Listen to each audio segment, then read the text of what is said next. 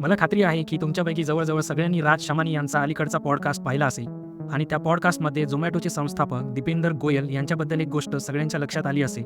त्यांच्या डोक्याजवळ म्हणजे टेम्पल भागावर एक लहानसा धातूचा तुकडा लावलेला होता आणि ते पाहून सगळ्यांच्या मनात विचार आला असेल, की हे काय आहे? बरोबर? हे मेडिकल डिव्हाइस आहे का? किंवा ह्याचा हे काही नवीन टेक्नॉलॉजी रिलेटेड डिव्हाइस आहे का? हे असे खूप सारे प्रश्न प्रत्येकाच्या मनात आले असेल. तर चला मी तुम्हाला नेमकं काय आहे ते डिव्हाइस सांगणार आहे.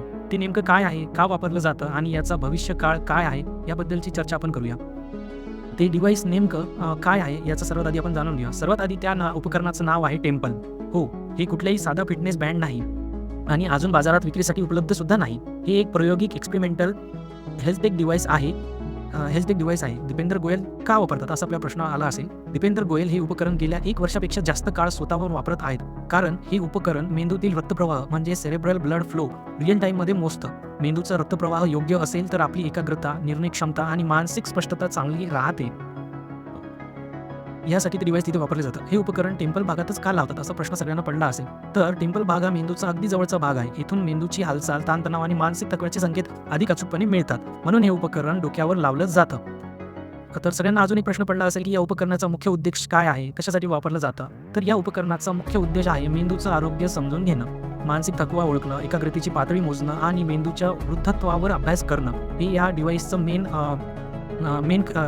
मेन काम असणार आहे. सोप्या शब्दात सांगायचं झालं तर हे मन किती फिट आहे हे मोजतं. हे या डिव्हाइसचं मेन यूज केस आहे.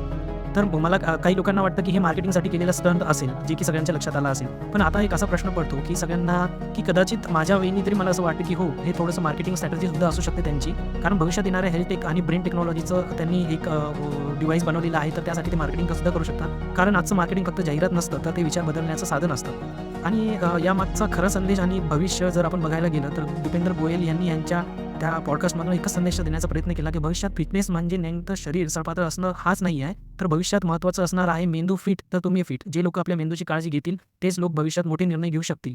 आज हे उपकरण तुमच्याकडे नसेल, पण तुमच्या मानसिक आरोग्याची जाणीव आजपासून ठेवा, कारण भविष्य तंदुरुस्त शरीराचं नाही तर तंदुरुस्त मेंदूचं आहे. For more updates keep in touch. Thank you.